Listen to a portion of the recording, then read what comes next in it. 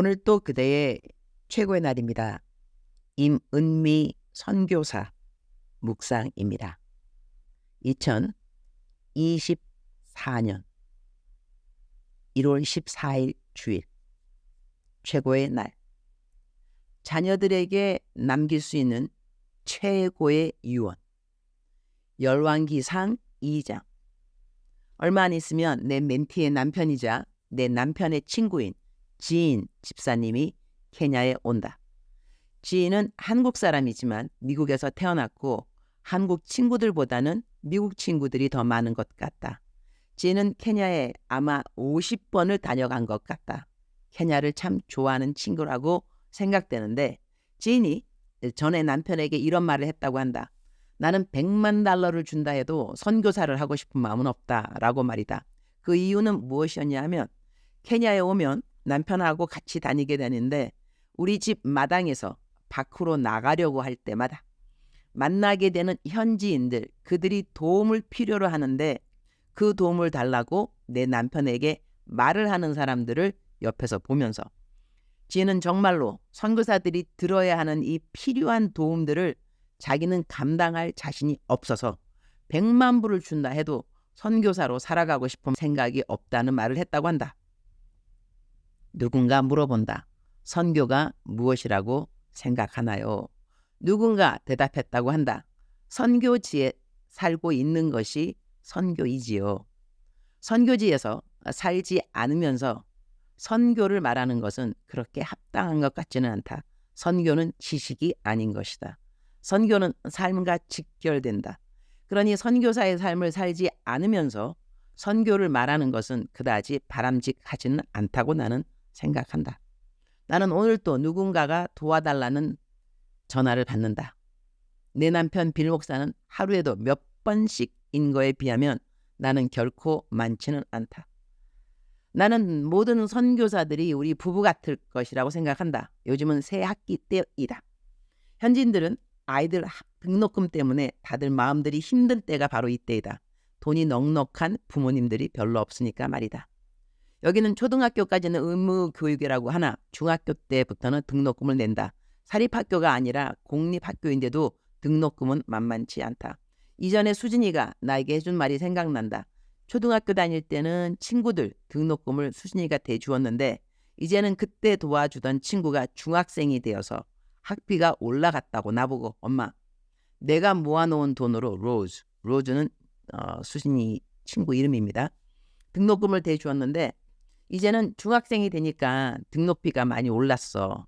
엄마, 내가 모아놓은 돈 엄마 줄 테니까 엄마가 나머지 모자라는 거 채워서 로즈 등록금 좀 대줄 수 있어? 그래서 나는 그때 수진이가 못 채워준 친구 등록금을 내주기 시작해서 나중에는 대학교 등록금까지 모두 대준 기억이 난다. 그런데 현지인들이 학비만을 도와달라는 것이 아니다. 지난 한 주에도 어떤 사람의 조카가 넘어져서 아기를 유산했다고 병원비 도와달라고 해서 도와주었는데, 오늘 그 조카 어떠냐고 물어보았더니 병원에서 퇴원했으나 약값이 없어서 약을 못 산다고 한다. 즉슨 나보고 약값 도와달라는 것이다. 순간 아차, 괜히 물어봤나? 그런 생각도 스쳐 지나갔지만 얼른 약값이 얼마인가 물어보고 약값을 챙겨주었다. 3일 전인가 어떤 사람은 자기 누나가 전기에 감전되어서 갑자기 죽었다고 한다. 아이들 셋을 남겨두었다고 한다. 남편 없이 미혼모인 것 같았다. 죽은 시체를 옮기는데 차 운송비가 필요하다고 해서 도와주었다.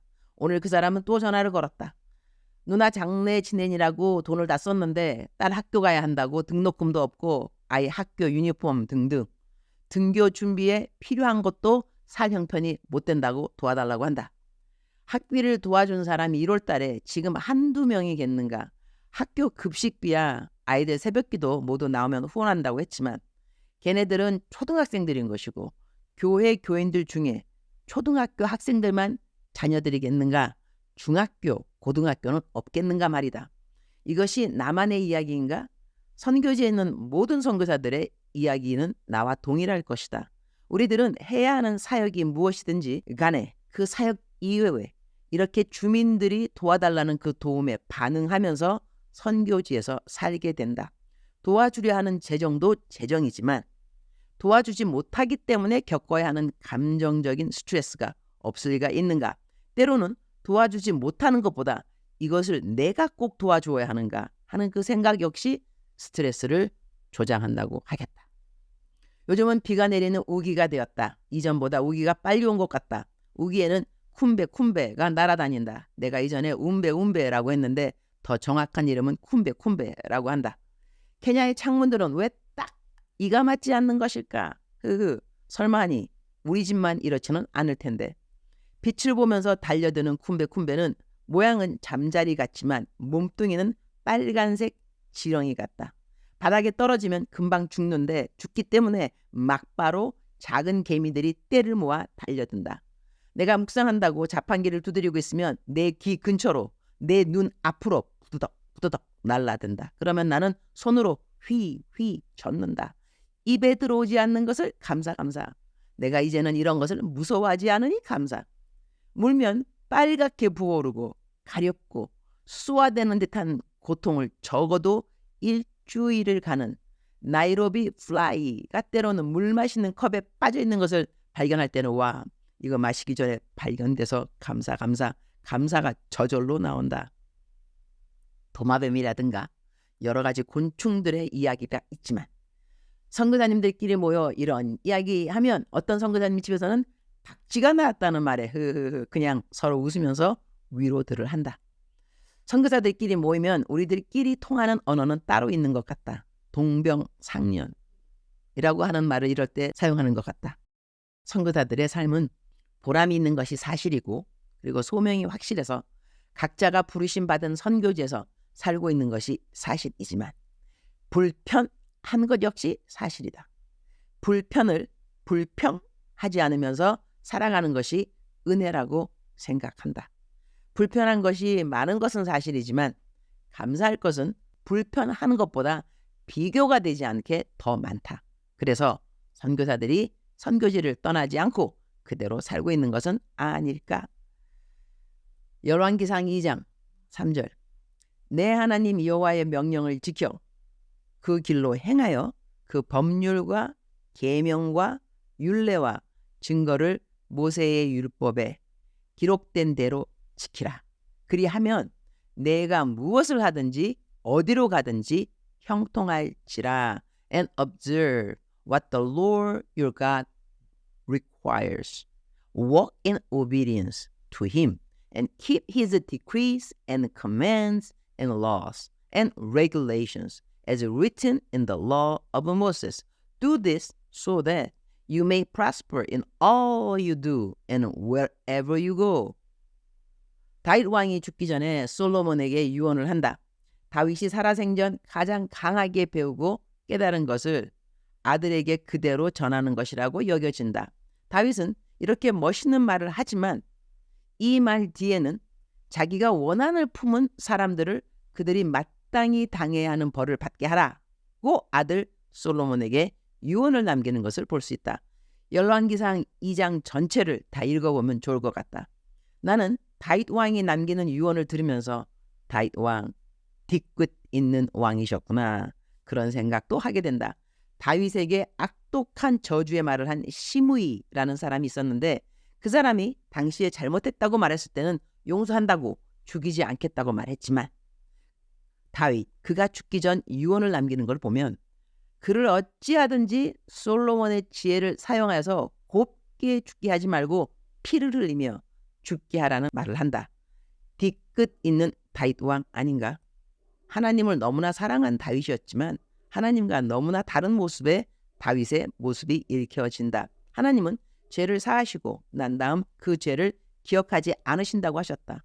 동이 서에서 먼 것처럼 기억하지 않으시고 바다 깊이 빠뜨린 죄들이라 다시 건질 수 없다는 표현도 사용하셨다. 다윗은 그런데 왜 그러한 하나님을 닮지 못했을까? 더구나 자기는 지금 죽어가는데 죽기 바로 직전에 아들한테 할 말이 내가 못 갚은 원수를 네가 갚아라. 이렇게 말하고 죽고 싶을까? 자기 살았을 때 용서한다고 말했으면 죽는 시간에 깨끗하게 잊어주고 하늘나라 올라가면 될 텐데 그러니 죽기 전까지 시므이가 퍼부은 저주의 말들은 다윗의 심장을 후벼내는 말들이었다는 것으로 이해가 된다. 얼마나 그때 속이 상했으면 죽는 시간까지 그 일이 기억나고 자기가 못한 원수 갚음을 아들에게 맡기며 떠나는 것일까. 그러나 그가 솔로몬에게 남긴 정말 멋있는 말은 무엇인가? 내 하나님 여호와의 명령을 지켜 그 길로 행하며 그 법률과 계명과 율례와 증거를 모세의 율법에 기록된 대로 지키라. 그리하면 내가 무엇을 하든지 어디로 가든지 형통할지라. 주님, 오늘 또 최고의 날입니다. 다윗이 남긴 말들 중에 순종하고 싶은 말들이 있고, 내가 죽을 때는 저런 말 하면서 죽지는 말아야지 하는 말도 있습니다. 우리는 살아가면서 무엇을 하든지 어디로 가든지 형통하고 싶어 합니다. 그러나 그러한 삶을 살고 싶다면 무작정 많이 기도하고 그리고 남들에게 기도를 부탁할 것이 아니라 자신이 스스로 하나님 여호와의 명령을 지키고 그 길로 행하여 그 법률과 계명과 율례와 증거를 모세의 율법에 기록된 대로 지키려고 노력하는 삶이 필요함을 알게 하여 주옵소서. 그러나 또한 우리는 우리 힘으로 그렇게 살지 못할 것이기 때문에 하나님의 도움이 필요하다는 것을 깨닫는 것은 더더욱 중요함을 또한 알게 하여 주옵소서. 내 마음에 쓴뿌리는 없는지 돌아보기 원합니다. 죽는 순간까지 그 누군가가 원망스럽고 섭섭하다면 죽기 이전에 마음으로 잘 정리하고 용서하고 주님 앞에서 늘 평안하고 고요한 마음을 갖고 살다가 천국에 갈 수 있기를 기도드립니다. 주님 사랑합니다.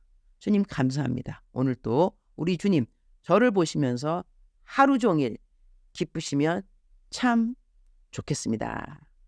외울 말씀, 인자와 진리가 내게서 떠나지 말게 하고 그것을 내 목에 매며 내 마음판에 새기라. 잠언 3장 3절 말씀. 작정서 점수 90점. 사랑하는 그대여, 사랑하는 그대여, 출석 부르고 있습니다. 대답하셔야죠. 오늘 또 제 묵상이 좀 길었습니다. 사랑하는 그대여, 오늘 선행하는 그대가 되기를 축복합니다. 선행하면서 지치지 않으시기를, 피곤하지 아니하면 때가 이름에 다 거둔다고 했으니까 선행하는 것 오늘 강추 드립니다. 사랑하는 그대여, 사랑합니다. 사랑하는 그대여, 축복합니다. 오늘 또 그대의 최고의 날입니다.